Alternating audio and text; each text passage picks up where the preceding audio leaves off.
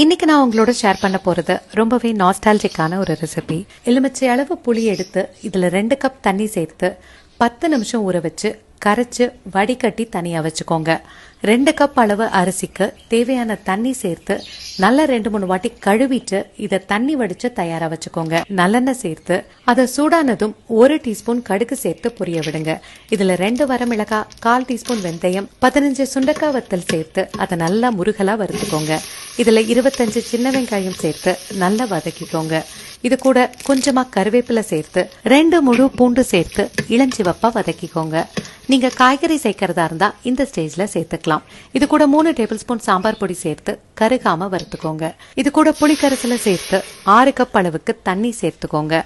1 பங்கு அரிசிக்கு 4 பங்கு தண்ணி சேர்த்தீங்கன்னா சரியா இருக்கும். இது நல்லா கொதிக்க ஆரம்பிக்கும் போது இதுல 1 டேபிள் ஸ்பூன் உப்பு சேர்த்து அரிசியை இதுல சேர்த்துடுங்க. அரிசி சேர்த்த பிறகு நல்லா கலந்து விட்டு குக்கரை மூடிடுங்க. நம்மளோட சாதம் எப்படி இருக்குன்னு பார்க்கலாம் வாங்க.